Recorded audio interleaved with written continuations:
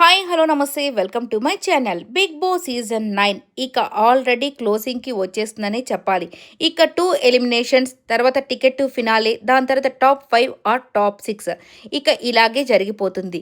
ఇక ఈ విన్నర్ అలాగే ఈ ట్రోఫీని అందుకోపోయే వాళ్ళు ఎవరు అనేది క్వశ్చన్ మార్క్గా తయారైంది. ఇక్కడ 3 కేటగిరీస్ వాళ్ళైతే పోటీ పడుతున్నట్టు అర్థమైపోయింది. ఒకటి సెలబ్రిటీస్, ఒకటి కామనర్స్, ఒకటి ఎంటర్టైనర్స్. మరి ఎవరు సరైన అర్హులు దీనికి?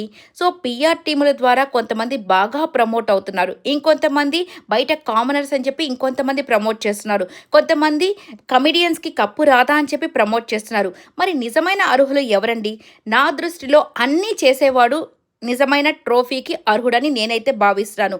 ఎంటర్టైన్ చేయాలి, టాస్క్లు ఆడాలి, మాట్లాడాలి, ఎమోషన్స్ని కంట్రోల్ చేసుకోవాలి, ఆర్గ్యుమెంట్స్ చేయాలి, ఆర్గ్యుమెంట్స్ తీర్చాలి, ఇవన్నీ ఉన్న వాళ్ళు ట్రోఫీకి అర్హులు. మరి ఇక్కడ తనూజ, అలాగే పవన్ కళ్యాణ్, అలాగే ఇమ్మాన్యుల్, ఈ ముగ్గురులో ఎవరు అర్హులని మీరు భావిస్తున్నారు? ఈ అన్ని క్వాలిటీస్ ఎవరికి ఉన్నాయని మీరు భావిస్తున్నారో కమెంట్ అయితే చేసేసేయండి.